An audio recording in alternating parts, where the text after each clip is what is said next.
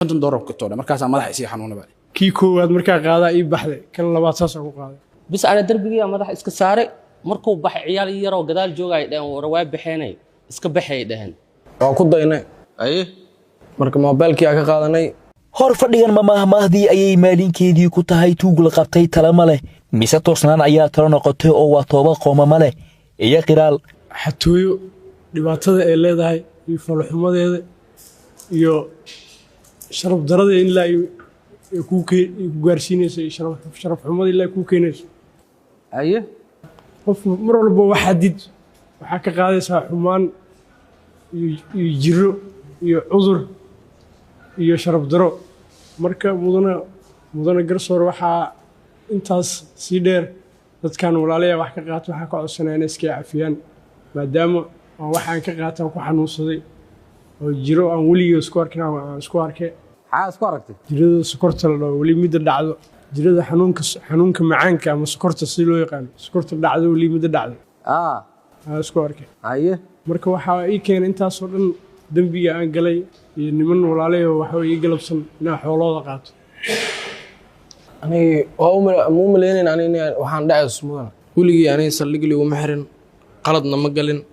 wax dhacowna maanta markaana igu horeysa ani waana qaldamay markii ugu horeysay oo fal qaldanaa ku dhaqaaqo dhawaaqidaas kadib waxaa baxay codsi isor istaag abuukaate halkan dacwadda ha lagu laabo hana loo xukumo khilaalkooda maadaama ay qirteen qodobada eedda dhaca iyo tuuganimada xafiiska xiraalinta ayaa isna isor istaagaas kaga jawaab celiyey inay jiraan dembiyo kale oo dheeraad ku ah warqadda eedda waa inay baxsad ka yihiin shaqooyinkii loo idmaday ee ciidamada iska dhigis laamaha amniga iyo matalka doorar kale oo abuur ah doodahaas dhinacyada dacwadda ayuu garsoorku ka qaatay in kiiska hore loo wado xoog iyo xeeladba waa la isugu daray xerow diinta barta macallin iskuul dhakhtarkii nafaqada carruurta ee hosbitaalka hooyada iyo dhalaanka ee banaadir iyo dabiib isagaba bukaan ahaa kana howlgelaya samakaal hosbitaal oo waxaan ka imaaday muxuu ahaay dhulkan maxaa la dhahaa magaciisii ex control marka xoogo markaan baawur hoomiyan soo raacay marka wadada markii beerta jaadka la soo dhaaf masaajid weyn meesha ku yaala xoogo ciriiriye naqad marka baawurkii aan ka degay taleefan dibadda ii soo dhacay marka buuqi dadkan wax ka maqli waayay xoogo jaamki iyo hoonki iyo abad xaafadan dhaxmara marka taleefanka anoo ku hadlaay labadan qof iga hor imaadeen marka ayaga xataa ma arkeen ani ninkaas oo geeska jiro agteeda soo istaagay ninkaan qorigo igu qabtay wuxuu yiri iska dhig taleefanka oo wiliba si argagax loo yidhay macna aniga marka wajigiisna inaan fiiriyo ii diiday hadaa ii fiiriso ee xabadan kugu dhifanaa bis ma fiirin taleefanka waa iska dhiib marka taleefanka si kadib wuxuu yiri labada gacmo gadaal mariya darbiga madax saar ilaa aan ka baxano hay soo fiirin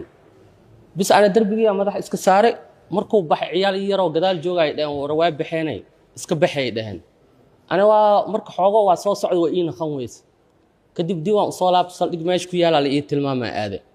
saldhigiya lawo oo qof ligu soo darbaawuran soo qaadanaysa wareegan meeshii oo dhacdada ka dhacday aan imaanay kadib camera oo meesh ku taalay kamerada yaa la fiiriyay kamerada si loo baarayaa labadooda laga helay kadib waxaan u laabanay marka checkpointiga Saybiano aan u laabanay meel oo maqaayad qoori la lahaay qoobi ma lahaa ayagoo si galaya laga helay dad meesha jooga sheegay marka ayaga ahaanba isla deegaanka xaafadeeba degan yihiin macna ma ah dad banaanka imaada ma ah dadka deegaanka sheegay nimanka mobilka dhacay waa kuwa maqaayad si galaya la sidii askartu ku galeen waa la soo qabtay mobilkayga gacantayba ku hayeenbo kam yaa leedahay mobilka yaan sheegay kadib macna calaashaan waxaan nolo waday degmada hodan oo ka qaata mobilkaaga ma qaadan askarta haayaan anaga dhanaa nolo wada waa nala geey meesha oobi waxbaa nalaga qor iska baxaa liidhaa beri imow sidii aan soo baxnay subaxda kale waa soo raacno gobolka isla imaanay oobi waxbaa nalaga qore ninkaas iyo anaga qoreen waxii waa isku dhamaatay waa kala tagnay hadda marka xalaya la soo wacay leedahay imo meesh sidii hadda ku imaaday mobilkaaga waa la hayaa min mobilkayga waa la hayaa waarag mobilkayga waa la hayaa wax barbaleen ma ka jiro mobilkaaga dil hayo eedeysanahan ayaa sheeka ka bilaabay inuu adeegsado magaca been abuur ah Saabir Xuseen Warsame laakiin galfeelka xiraalinta ciidamada ayaa sheegashadaasi lagu fashiliyay sida ayuuna ku noqday Saadiq Xuseen Warsame sida saxda ahayd markii horeba xitaa diiwaanada ciidamada ku dhignayd. waxa uu ahaa shiishiyaan loo xulay in la baro isticmaalka qoryaha snaybarka iyo BKM ilaa Eritrea. mar dambase waxa uu xamili waayay tababarada joogtada ka ah xerada ciidamada isbishalka Birjeex ee Hiilweyne. laakiin weli waxa uu isku haystaa askari xoogga dalka isagoo gabi ahaanba aan fasax u haysan matalka xubinta taliskaas. xerow diinta barta iyo macallin iskuul ayuu derbiga macadka Hogol ee degmada Hodon madaxyada u saaray si uu kaga marsado moobeelo noocyadooda A15 iyo A10s. laakiin lama aamin iskama dhigin laakiin falkan waa galnay. maxaa ani wiilkaan isla soconay saaxiibkii waa soo baxnay. ninaa naga hor imaada marka aniga dhac iyo waxaas maskaxdeena kuma jirin. ninaa naga imaaday marka ninkii yaa istaajinay marka moobeelku isticmaalaha marka moobeelkeena dhaane moobeelkii oo keene derbiga jeesaa dhaana markaade waa ka tagnay anaga mago jeestay. haddees markii waxa naga hor imaadaan wiil kalaa naga hor imaaday isna moobeelka aan weydiinay oona siiyey moobeelka waa ka soo tagnay. laakiin lama aamin iska dhigin qaladkii u horeeyay aa galna waaye waana ceebeysanahay. maxkamadda sharafta waxaa ka codsanaa inay cafis noo fidiso. inuu geer muxuu ahay ninkaas kale muxuu ahay kalmaano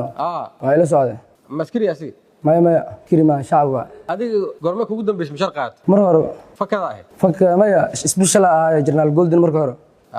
specialkii aa ka baxa marka waa fahmi waayay guutadeeda marka taliyaha u tagay taliya saana jirtaa dhaay hay'adda taliyaha oo dhaay waa lagu soo bedelaa lacagtadan dhibaana kaga qaadaa inta joog sayaan u joogo waxa dhac damiinka soo dhaqoriga ku siiya intaan dhibada lacagta laga qaadin waa dimiintiga keene qoriga lagu soo sida ku shaqeeyaa wax badan shaqeeyaa anoo dhibca saarinta garma shaqeynaysa waqti badan ana bilooyin badan shaqeeyaa hal sano ugu dhawaad shaqeeyaa taliyaha la shaqeeyaa anoo dhibca saarinta fakadka kugu dhigan taliya guuta kala fakadka laga tuuray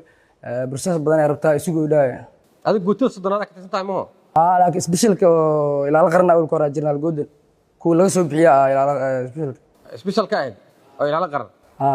sodonaad dama ilaala qarna ana ka baxay specialka waa fahmi waaya ku dhaay guutadeeda u tagay marka taliyaha marka sidii uu sheegay damiinta sidii uu weydiiyay qoriga sidii uu siiyay ilaa hadan lacag ma qaadan marka yaa tali ku ah aloodu waa in la dhaho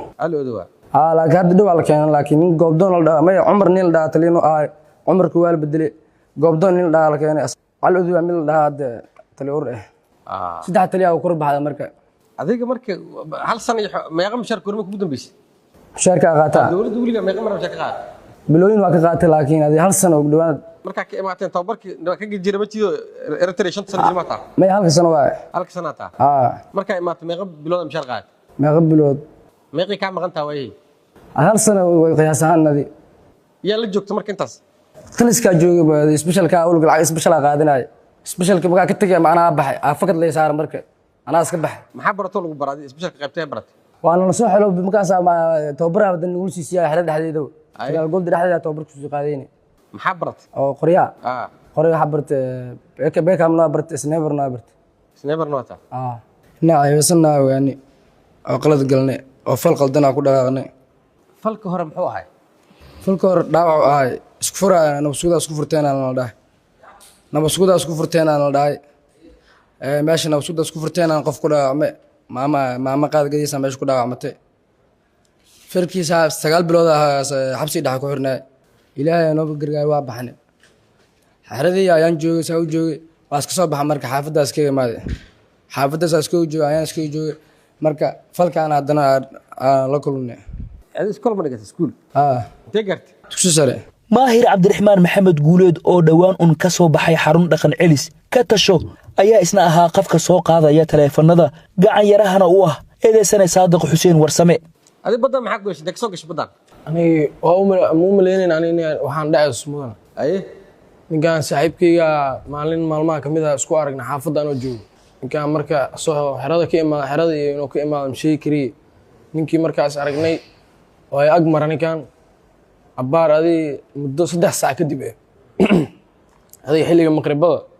aan isku soo laabanay ninkii marka saaxiibkayga xaafad meesha iska joognay iskaga baashaaleynay waa baxnay markaa baxnay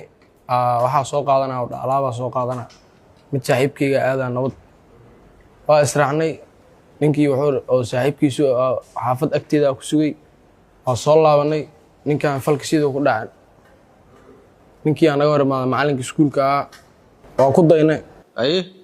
marka moobeelkii aan ka qaadanay kii macalinka kale naga hor imaaday asagana keenaa dhaanay oo soo baxnay laamaha amnigaa sidan ugu qabteen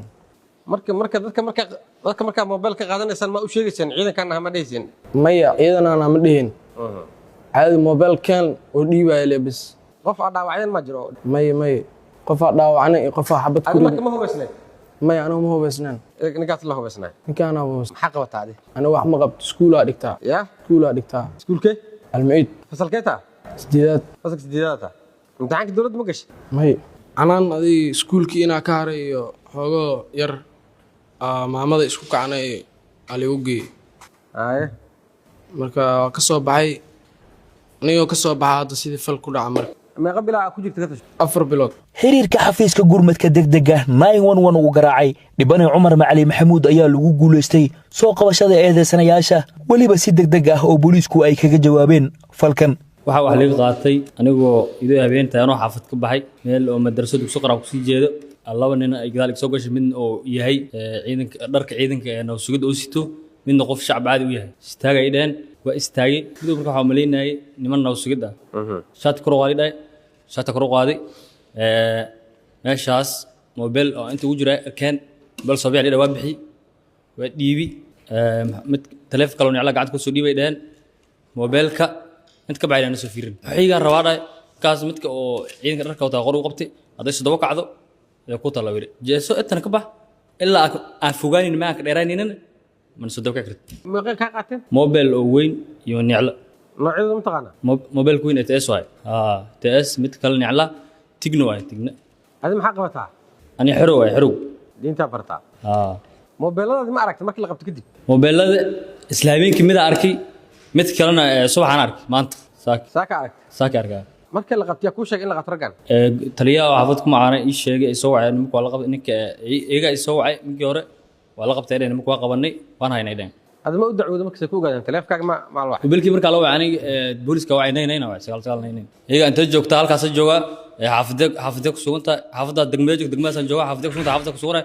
ayana ku soo celinayeen marka ninka ku soo celiimaya naynay soo wacay oo ku dhahayo dhahay nimanka tilmaan oo tilmaam noocaas ayana dhahay hadda anta shaqada anta qabanayna kadib markii la qabtay kadib ayaa ku soo sheegay kadib markii la qabtay iyaga adil soo wacay nimana hayna meesha ugu maabideen waa imaaday waa soo baxay meesha ugu maabay aqoonsato marka qasada alaabtaad marka mobilada way yeelan way yeelan iyo fariis jeebsiib ama tugnacas oo dhan ayay noo joogtay oo aan ku ogeyn xaafadaha suuqyada saxmadda iyo wadooyinka madowga ah ay dadkeedu la degeen nalalkiina u daari waayeen markan waxaa la isla soo galay goobihii adeegyada caafimaadka oo aan xitaa la isku dhaafin waa bukaan sariiryaal ah ama bukaan la jir la daaraadhacaya bixinta lacagaha ku daawacan biilka bugtadiisa iyo dhakhtar aan loo aabayeelin kuna xiran fursadaha laga helo deble booliiska Maxamed Nuur Cabdiweli oo looga fadhiyay inuu ahaado daljir ka shaqeeya magaalooyinka argagixisada laga eriyay daraawiish ayaa tallaabay dhammaan xuduudahaas kana soo dhex qaaday gudaha hospitaalada Banaadir iyo Samakaal taleefano kala ahaa S25 Ultra iyo F12 sida loo soo helay eedeysanaha ayaana ahayd sawir laga helay Google Drive Gmail intii uu ku guda jiray furista lambarka sirta ee taleefanka F12 Samsung adiga xajidaad waa ka duwan tahay xajidan isbitaalada wareegtaas wax mobilada ka qaataa lagu dhahay dadka bukaanada laba isbitaal bis wax ka qaato mudane gudoomiye tee wax u dhacay waxa waa Banaadir waxa waa anoo jooga waxa waa xafiis waxa galay oo nin dhakhtar leeyahay xafiiska cidlo hay mobilkiisa joorar saarna soo qaaday kan kalena waxa waa isbitaal kale markaa tagay wuxuu kor saarnaa sariir kor saarnaa waa qaatay qofna ma joogo meesha adiga ciidanka ka tirsantaa booliis ma shaqaysaa hadda aastaa intee ku qorantaa hadda waxa ku qoranahay hodan saldhig hodan darwiish soomatiid daraawiisha saldhig hodan ma daraawiish joogtaa ma xoojinaan loo geey before kiiska ka hor kiiska horeeyay markii la geenayna xoojinta loo geenayna waxa waaye dhamaadka bisha mishaar ma qaataa adiga taliya waa qaataa nacam marka maxaa ugu wareegaya isbitaalkaas daa ka qaaday kan haddana isbitaalka maxaa keenaya mudane gudoomiye qalad iga dhacay waaye biniaadankana qalad waa ka dhacaa nimankan walaalay qaladkaa ka gala dartood anaataa cuqubadu waa iga soo baxday anagoo xirana waxaa igu dhacday cuduraan qabin oo sokorta oo macaankaas weliba sokorta dhacda kugu dhacay igu dhacay anoo xiran hadda cilmigan isbitaalada intuu aado aad dadka bukaanada wax uga qaadanaysa soo kugu dhashay macnaha waa qalad aniga يعني شيطان يكلف مدن قدوم waxaan rajaynayaa inay mar dambe dhicin soo laabno xaas shaydaanka ku bar haa adiga maxaan baratay iskuul maadi haa mudane gudoomiye ma ka baxay dugsi sare dugsi sare form 4 intee uga baxday Kenya Nairobi Secondary High School Nairobi Secondary High School ka baxday college ma gashay waxbarasho kale maya ciidanimada oo shahaado lagu qoranayo shahaadadii la yimaaday sidii lagu qaabiyay sanadee ka baxday waxaa ka baxay 2016 adi markii meeqa sano xagga jirtay Kenya xagga waxaa jiray 7 sano camal marka hore inta wax ku baratay marka horena inta dugsi soo uga baxay Soomaaliya xamar marka luqadaha waa taqaan luqaday taqaana Swahiliga Ingiriiska waa taqaana meeqa mar lagu xilay adiga markaan ay ugu horeyso weliga maxkamadda imaaday xarig labadan meel oo muuqaalkooda la helo maaha meeqa meel oo kala tagtay aad waa ka toobisay oo ku fahmin meeqa meel hore u tagtay meel kale oo aan tagay ma jirto labadaas meel la moogay oo wax ka qaatay natiijadeedana waa arkay waxay faa'iido leedahay iyo faa'iido darrada ما لكن فرسمدان marka hore mobilka hore oo ka qaaday iskool isbitaal banaadir aku baxmaya macna inta ku keent farsamadan kale ku keent kan marka aan qaaday kii koowaad marka qaaday ii baxday kan labaad saas ku qaaday waxaa dhibanayaal u ah maxamed jaamac xaashi dhakhtarka nafaqada carruurta hosbitaalka hooyada iyo dhallaanka ee banaadir oo amakaaga ay la noqotay in taleefankiisa S25 Ultra la siisto $50 oo Mareykanka ah iyo dhakhtarkiisa Makaal Hospital bile maxamuud siyaad oo isagoo maalintan bukaan ahaa taleefankiisana lagu iibiyay $30 waxaan ahay dhakhtar carruur oo isbitaalka hooyada banaadir iyo dhalaan ka shaqeeyo waxaa ka shaqeeyaa qaybta nafaqa darada isbitaalka anaana mas'uul ka ah marka 6dii bisha oo 9aad 9 saac iyo 17 daqiiqo camal qolka nasiinada hal mar aan galay anoo shaqo ka soo baxay qof ay soo wacay oo lacag ii soo bedeli dhaay ii dahab waa u bedelay bis salaadii soo dhaweyd taleefanka meelaan saaray musqusha waa isku dhex yaalaan marka musqushiya galay inta way isqaadanayay tubada ii furneed albaabka ma dareemin marka waana furna albaabka bis musqushiya ka soo baxay sigsaan iyo saacadeedan soo xirtay bax markaas dhaa taleefanka qaad taleefankii meeshii aan saar waa waay bis waa soo baxay qaanada iyo meesha ku jiraan ka fiiriyay ay suudan ku soo laabtay gabdhiya waxaan dhahay taleefankiin ii dhiib hal mar taleefankeyga wacay wuu dhacaa marka waa liiga qawo waaye dhowr jeer markaan wacay liiga qawo waaye waxaan soo aaday marka ii sheegeen isbitaal kaamira ku xiran yarkii kaamiradan wacay asina casir waaye jidka iskaga hor imaan xataa waxaan dhahay taleefankeyga iga maqan hadda dhow waa haystay waxaan dhahay mar kaamirada ii fiiri masaajidkaa soo aadnay waa tukanay meeshaa ku laabanay marka ninaan soo galay marka hore dhinacyadu inta iska fiiriyey oo taleefanka soo qaatay qolkuu galay oo soo qaatay wuu baxay marka waxaan dhahay ilaa ay kaamirada waxaa ii daba gashaa markuu soo galaayo iyo meelaha uu maraayo dhan ilaa ay markuu soo galaayay isbitaalka kow wuxuu soo galaa 9 saac iyo 11 daqiiqo miya haddaana qaldaneen soo sigaar cabayo soo galaa waa la baara kaamiradan ka arkay shaatiga kor u qaadaa u soo socdo qaybtii aan ka shaqeynayo imaana oo carruurta meel kore ku taala oo dabaq ah qolka uu gudbaa kadib uu soo laabana dhinacyadoo fiirna qolka uu galaa taleefankii uu qaadana marka waa wacay taleefanka marka dambe waa la damiyey ma aqaan lama heli karaa soo qoray macnaha bas yar oo dhakhtar ila joogay iyo yar kaloo saaxiibkay waxaan dhahnay maxaa sameynaa taleefankan sawirkeyga ii saaran marka waxaa dhacday marka waxaan dhahniyo cabdilshideeyo geena yar kaloo ila dhasho isbitaal ka shaqeeyaan waa asigane waxaan dhahniyo saybiyaana iyo meelahaas ka fiiri anigiina waxaan dhahay waxaan aadaynaa bakaaro oo cabdilshideeyo dadaa warka waxay dhaheen bakaaro ma geynayo macnaha waxaa la geynaa oo dhaa ii sheeg meeshaan xamar weyne ku taal bas sidii aan mood ku soo raacnay aan taleefan ma wati yar oo saaxiibkay waxaan dhahay nakeen iraac marka waxaan dhahay meel aadi rabaa bas waxaan dhahay ninkaan lacag igu tuur taleefkiisa bajaajka ugu bixiy ilan taleefkii ma hayst sidii aan ku baxnay meeshaan tagnay waa wareegnay si kasta daayeelna waa weynay marka yarkii kale taleefka ka wacan waxaan dhahay wax ma aragta maya bis marka waxaa yar oo dhar cadka ah oo meesha ereyada joogjoog nin noo geeyey wuxuu dhahay tiimkaana inta qaabilsan ninkii u tagnay waxaan dhahay dhibkaasaa nagu dhacay taleefankeygana waxaan dhahay sawirkeygana waa ii saarnaa taleefkan 40 beri miya camal ahaaya marka wuxuu dhahay inta inay saacadan taleefan qaali ama keenayaan waxaa laga yaabaa inay xaafadaha ama dad ay yaqaanaan ay ka gadaan macnaha bas kaamirada marka hore oo isbitaalka taleefanka yar kale saaxiibkii antii oo la aqoonsan karay ama video wixii dhan aan kasoo sawirnay lambarkiisa laga qor asaa loo diray marka waxaan hadda aragtid lambarkan leenaga soo wac sida iskaga soo laabanay maqribkii kadib yarkii ila dhashaan wacay markaan inuu maxaa sameynaa marka isbitaalka wada jiro ka tirsan yahay oobiyan qornayna waxaan dhahay sheeg waxa aadayna saldhigga wada jir adii maqribka cishii camal inta u dhaxaysay saldhigga wada jira tagnay oobigiya qorana marka sawiradii aan hayn iyo fiidiyoodii aan u dirnay isla maalintaas waay macna waa ka soo tagay marka adii muddo kadib taleefankii waa la waayay adii waxaan u maleynaa Facebook marka waxa ku arkay sawirkiisii oo la raadinay macna ninkan isbitaal oo dhacay iyadoo la dhahay bas commentiga waxaan ku qoray ninkaas meel alaal meeshii lagu xiro hal ii soo sheegaan waa u dhacana markii yar kale oo asin saaxiibka isbitaalka ka shaqeeyo hadda taleefan asin uu ka qaatay soo wacay marka ana kaftan u maleynay wuxuu dhahay ninkan wax ma ka qaatay hayaan dhahay ninkan iyo uu xiran yahay an taleefan oo iga qaatay asaa markaas xanuunsanaa isbitaal ku jiray isbitaalkan uu ka shaqeeyaa isbitaal oo samakaalo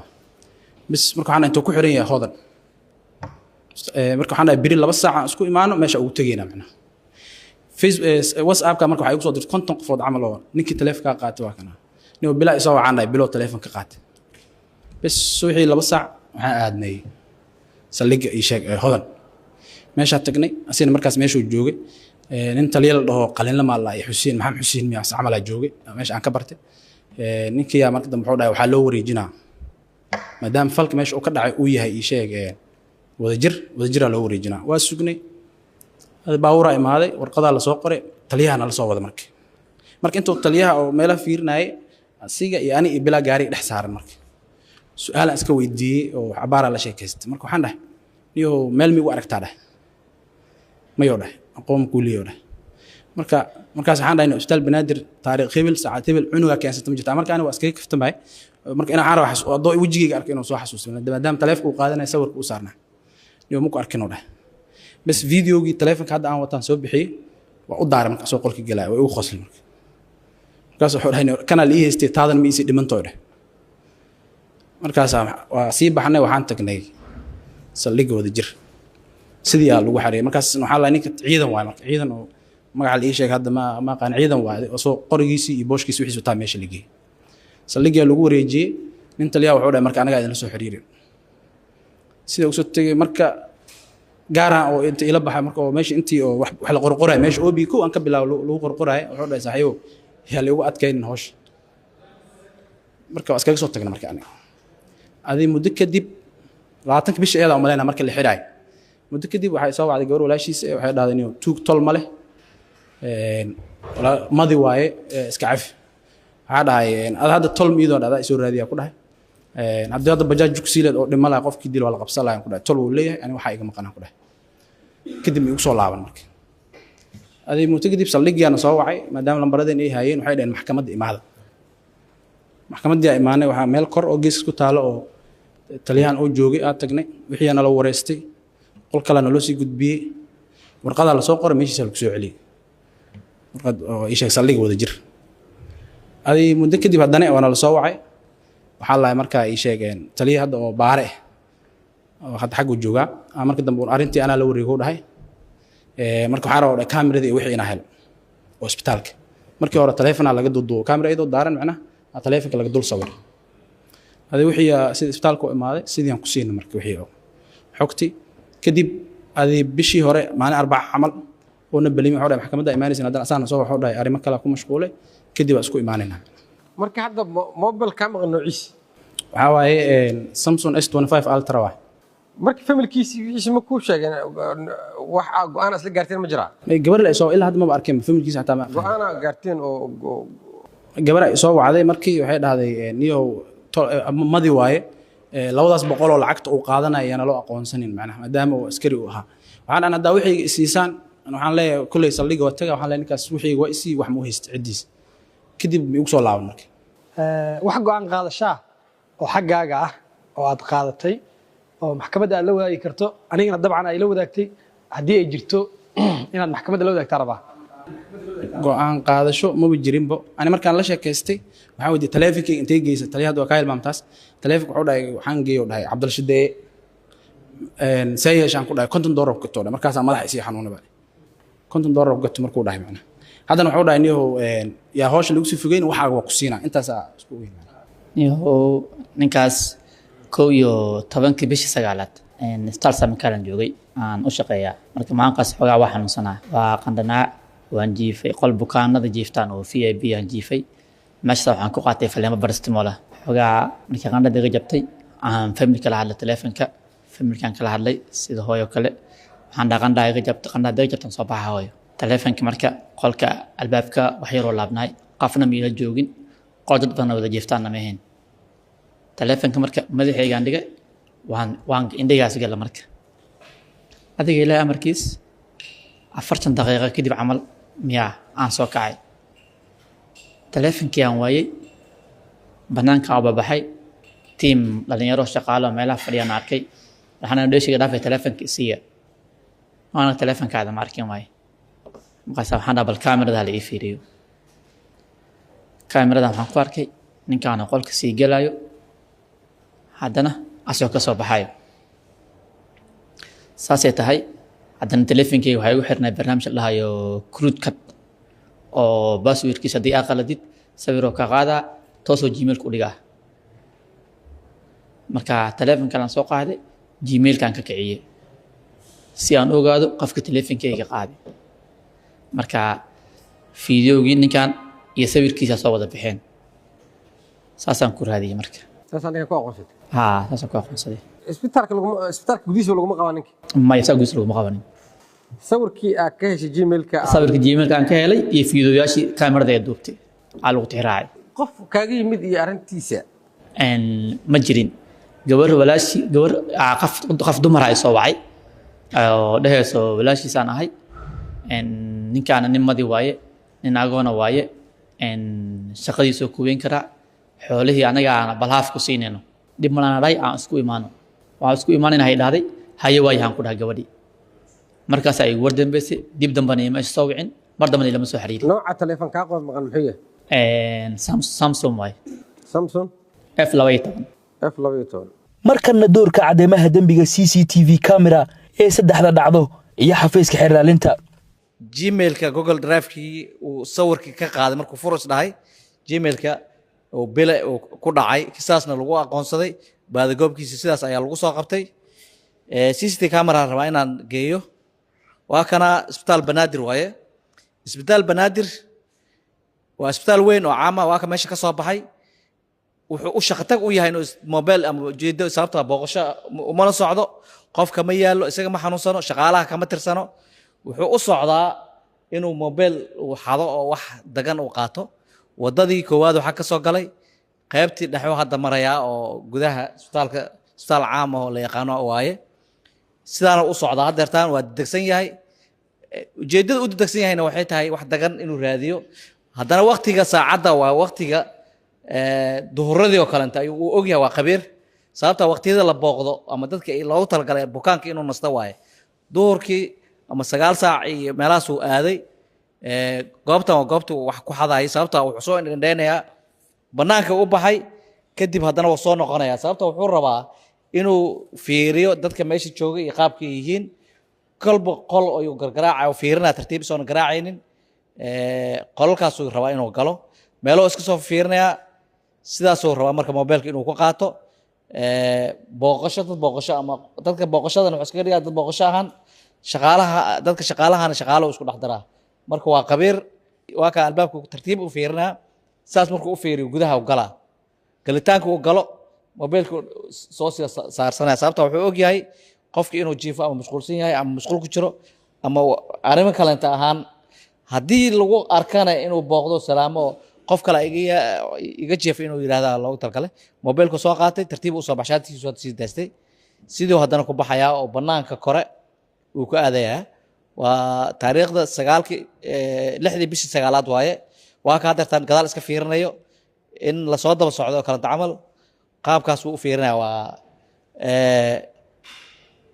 askarigaas meesha ka soo baxay aad aragtaan ayuu isleeyahay ama soo daba orday marba iska fiirinaya si qoor ahaan u fiirinaya sidaas ayuu ku baxay waa mobilka koowaad oo laga qaatay dhibanaha ama dhakhtarka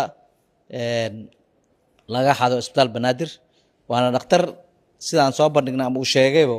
dhakhtar caruurta iyo nafaqadarada u qaabilsan oo daaweynayay sidaan ayuu mobilka koowaad ku qaatay mobeelka labaadna wuxuu ku qaatay noocan waa kan aad aragtaan isbitaal kalkaal waaye isla sagaalkii tii hore sagaalkii ahayd isla 11kii bishii sagaalaad soo noqday meeshii kasamakaal ayuu soo galay waa taas waqtiyada dadka seexdaan ama dadka bukaanada loogu talagalay inayna sashiina iyo dhakhtarkii bis isaarkaana loogu talagalay ayuu aadayaa sababta waqtiyada kale waa jaam ama dadka booqashada fara badan duhurkii ayuu aadayaa waqti walba waqtiyada dadka samxadda ay yar tahay booqashada ay yar tahay uu rabaa inuu ugu talagalo dadkana ay daalan yihiin sababta dadka la tacaalayo ama falanbooyina ku suran ama carbadaa ku suran isbitaaladii wax ka raadinaya waa qabiir arrimahan ku xilsaaran albaab walba waa kaasaas u fiirinaya waa dabaqa qaybta koowaad kore qaybta hoose haddana usoo deganaya isagoo raadinayo waa ka hadda meesha ka soo baxay sababtoo ah qol walba wuu fiirinaya wuu salaamaya wuxuu leeyahay idinkan soo booqday allah caafimaadna siiye laakiin ujeedadiis meel mobilooyinkaas soo ka qaadana waa qofkii aqoonyaanka ahaayo darawalka ahaayo shaqaysan lahaayo daraawiishta ka tirsan qolkii haddartan oo bile ayuu galay dhakhtarkana markaas maalintaas isagaaba xanuunsanaayba faleen baa ku surneed uu jiifay tartiib intuu dul istaago uu kasoo dulqaadaa mobeelkii meesha u saarnaay qolka VIB-da ayuu ku jiray yuu ugu galaa sababta qof dadka looguma talagalin inay dad kala galaan isagana waa galay oo mobeelkii uu kasoo qaadanayaa oo akaad aad aragtaan hadduu soo baxay mobeelka haddana waa ka wataa hoosuu gashanaa sidaas u baxayaa qaabkaas ayuu samaynayaa waa ninkii booliiska ahaay inuu badbaaday ugu talagalay sababta gudoomiye garsoore maxkamadda sharafta leh arrinta ugu daran oo arrinta sheegayno waa kan dhakhtarka bile gacantiisa waa aragtaa waxaa ka muuqato faleenbadii lasoo suray ama macnaha waqtigii wax yar kadib uu soo kacay ayuu raadinaya mobiilkiisii meelaha oo dhan uu fiirinaya wuxuu isleeyahay dad kula shaqaynayay ama asxaabtaada ama shaqaalaha ka mid ah ama ay kaa qaadeen intaa hurday dadkii uu weydiinaya kolba qof uu wacaya faafe oo kun iyo dhowr boqol lagu soo gaday ayuu $30 ama $50 soo siisanaya waa kana dhakhtarkii mobilkii wuxuu isleeyahay ama yaa kaa qaaday ama asxaabtaada ay tahay ama qof ku yimaada oo sheegta mobilkii sidii uu ku walwalsan yahay waata goobta ku noqon gacantiisana waxaa ugu xiran faashadii ama sharootadii faleenbada laga saaray isagoo dhakhtar ayuu xanuunsanaa isbitaalkii uu ka shaqaynayay ayuu bukaan ku ahay qofkaana soo dul istaagay tartiib dhakab waa mobilka uu qaadanaa waa sii socdaa marka ujeedada aan usoo bandhigno waa taas midda kale labadan eedeysano kale saabir magaciisa saxda waa saadaq 6 bilood ka hor 3 bilood ka hor ayuu soo maray gal lambarkiisana waa kana oo aan soo bandhigi doono baraha qaybta guud ee booliiska gobolka Banaadir laba xidigle Maxamed Yuusuf Jimcaale oo isdul taagay doorarka eedeysanayaasha ayaa garsoorka la wadaagay natiijada baarista si guud baaristeena waxaan ku ogaanay in dadkaani ay lid ku yihiin ama ay dhib u geysanayaan bulshada qaybteeda rayidka ah oo waliba aadka u jilicsan ahna dadka beri soo baxaya ee madaxda naqanaya dadkii soo saaraya bile dhakhtar waaye waa neersin qofka muwaadinka markuu dhib gaaro waa goobta kaliya loola cararo ee lagu daaweynayo lagu baxnaaninayo si lamid ah maxamed xaashi sidoo kale waa dhakhtar oo ah isbitaalkii qaybtii rehabilitationka fuuq celintii sidoo kale cabdiraxmaan cabdulaahi faarax waa macalin iskuul ardayda dhigata iskuulaadka yaryarkaa soo saara si la mid ah cumar macalin daa'uud macalin dugsi quraan waayahay midda labaad xerow waaye oo masaajid ku xiran gelinka masaajidka asaga casharada ka qaata maahane gelinka kale haddana dugsigu macalin ka yahay weliba markaasina uu u socday dugsiga si uu u seexdo dugsigu hooyad u ahay mudane gudoomiye garsoore maxkamadda sharafta leh waxaan u cadeynaynaa in dambi dhacay eedeysanayaasha dambiga galana ay kuwan yihiin ayna qodobada aan ku soo eedeynana ay yihiin qodobada halkaan inoo saaran oo ah 480 481 484 71 383 oo iska dhigis ah iyo 259 maxkamadda sharafta leh waa maadsantahay xeerlaaliye gaashaana dhexe Axmed Iimaan ku-xigeenka xeerlaaliyaha guud ee ciidamada qalabka sida ayaa maxkamadda ka codsaday in saddexdan eedeysane lagu qaado qodobada eedda ah ee lagu soo eedeeyay eedeysanayaashan kala ah saabir ama saadaq magaciisa saxda wuxuu ka tirsan yahay ciidanka xoogga dalka Soomaaliyeed wuxuuna ka tirsan yahay guutada 30aad ee Barjeex waa ciidan si gaara loo soo tababaray juhdi lagu bixiyay waddanka ay ku faanaan cadowga inay xoreeyaan loogu talagalay furamaha in loo dirana ay loo tababaray wuxuu soo kaxaystay nin kale oo la yiraahdo Saabir Cabdiraxmaan Maxamed Guuleed oo ah wiil dhalinyaro ah 18 jir ah isla markaana la inuu mobilada habeen ay ka qaataan sababta ah waqtigii wax dhacayeen waa waqti cishaha u dhaweyd oo habeen ay tahay xaafadahaasna way yaqaanaan xaafaday ka qaraabanayeen waxay mobile ka dhaceen dhibanayaasha kala ah Cabdiraxmaan Cabdullaahi Faarax ay ka dhaceen mobile A15 iyo Cumar Macalin Daawud labadooda kala ah Cumar oo ah nin macallin ah dugsi quraan dhigayay wadaad aaxiro ah mobilkiisa ay ka qaateen waxa kale oo wax ka dhaceen Cabdiraxmaan Cabdullaahi Faarax oo isagana mobil kale ka qaateen sababta ay uga qaateen waxay tahay qorigaas isticmaalayeen habeen ay tahay waxay qalqal gelinayeen iyagoo ciidamada amniga iska dhigayo waa mobilkaada waa la baaraa fur ay sii jeesay yiraahdeen sidaas ay uga qaadanayeen mid kale Saabir 6 bilood ka hor ama 3 bilood ka hor ayuu soo maray xabsiga dhexe ama xabsigan ama maxkamadan wuxuu ku eedeysnaay inuu israasaaseen iyo dhac u geystay inkastoo markhaati saxna ama maqraaqaatiyaal aan loo helin sidaas ayaa lagu sii daayay isla 3 bilood kadib isla barnaamijkii lagu eedeynayay ayuu haddana soo galay ciidankii uu ka tirsanaay uu baxsad uu ka ahay lama shaqeyneynin qorigii muusan celinin soo la raadinayo habeenkii uu miranayay magaalada macnaha uu ka shaqeysanayay oo ah shaqadan uu hadda doorbido oo tuugnimada labadooda waa qiraal si waafaqsan 68 iyo 149 ee dhacna ay ku geysanayeen hadda ka horna uu soo maray uu qiraal uu ka yahay sanaha koowaad Saabir sanaha saddexaad Maxamed Nuur Cabdullaahi Maxamed isagana waa nin askari ah ka tirsan ciidanka booliska Soomaaliyeed daraawiishta waxaa loo xulay inuu ka mid ahaa daraawiishta waa ciidan gaar ah oo la shaqeeya loogu talagalay inay meelaha furamaha ama meelaha shabaabka laga xoreeyo inay booliska ka shaqeeyaan loogu talagalay sababtoo janaal la geeyay iyo meeshaas uu ka shaqeynay uu ka soo tagay wuxuu door biday in uu iska dhiga booqasho isbitaalada oo ka dhaco ama ka xado mobilada waqti sababta wuxuu u yaqaanaa waqtiga la seexdo waqtiga la shiinada isbitaalada waqtigaas ayuu u bareeray inuu aado mobiladana tartiib uu kaga qaato wuxuu ka dhacay ama mobilada ka qaatay 2 dhakhtar oo dhakhtarka koowaad Maxamed Jaamac Xaashi deeq oo ka qaatay mobil Samsung Ultra oo isla markaana mobilkii wuxuu ku gatay $50 mobilkii dukumeentiyada ogaantay ku jireen abyada isticmaal dhan loo isticmaalay loogu talagalay intuu soo qaatay wuxuu ku gatay $50 soo qiraalkiisu ku sheegayo saas daraadeed maxkamadda anigu hadal ku badanaynin in ciidamada koowaad laga saaro marka labaadna qodobadan ku soo eedeynay lagu qaado ama lagu xukumo sanaha koowaadna maadaama hadda ka hor xeeladeystay haddana tii uu soo galo qiraal uu ku yahay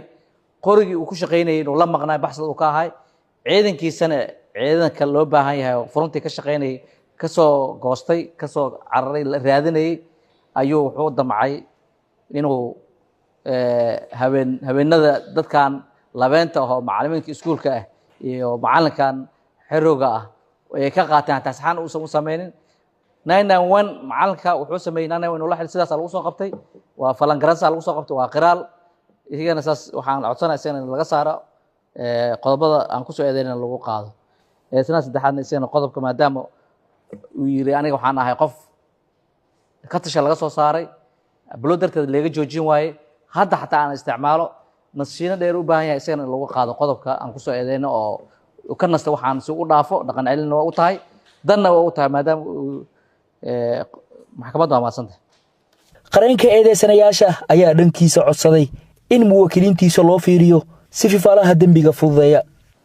waxay ku eedeysan yihiin laba eed oo kala duwan haddaan ugu horeeyo labada eedaysane ugu horeeya Saabir iyo Cabdiraxmaan dabcan waxaan tilmaamayaa marka ugu horeyso si aan isla fahno Maahir Cabdiraxmaan Maxamed